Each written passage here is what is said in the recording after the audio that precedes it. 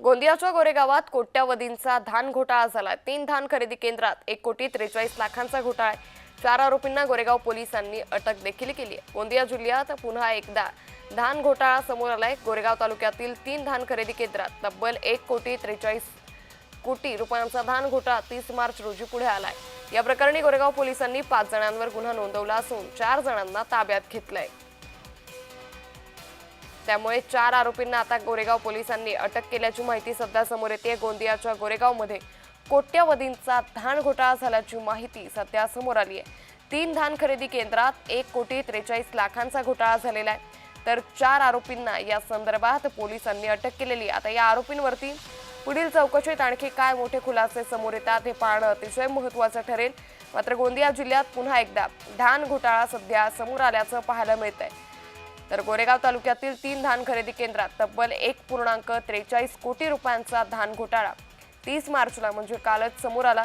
या प्रकरणी गोरेगाव पोलिसांनी 5 जणांवर गुन्हा नोंदवला असून 4 जणांना या प्रकरणी ताब्यात देखील घेतलेलं आहे। त्यामुळे गोंदियातल्या गोरेगावमधून ही धक्कादायक घटना सध्या समोर आलेली आहे। पुन्हा एकदा धान खरेदीचा हा भ्रष्टाचार घोटाळा सध्या समोर आलेला आहे। त्यामुळे आता गोंदिया जिल्ह्यातील ही धान खरेदी रोखली जावी यासाठी सरकार काय उपाययोजना करतं हे पाहणं अतिशय महत्त्वाचं ठरणार आहे। मात्र गोंदियामधून ही मोठी बातमी सध्या समोर आलेली आहे। गोंदियाच्या गोरेगावमध्ये कोट्यावधींचा धान घोटाळा झालेला आहे। 4 आरोपींना गोरेगाव पोलिसांनी अटक देखील केलेली आहे।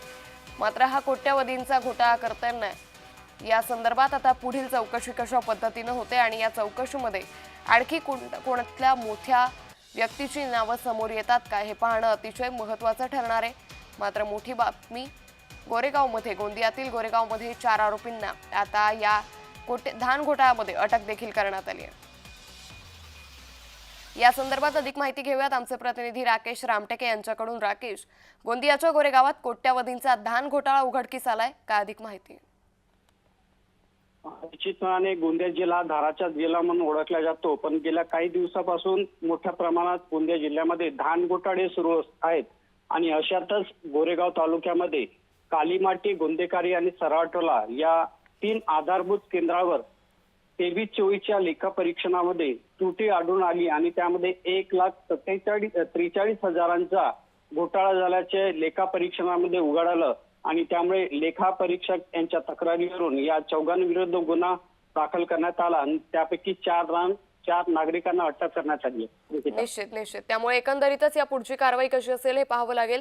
धन्यवाद राकेश, आपण दिलेल्या या सविस्तर माहितीसाठी।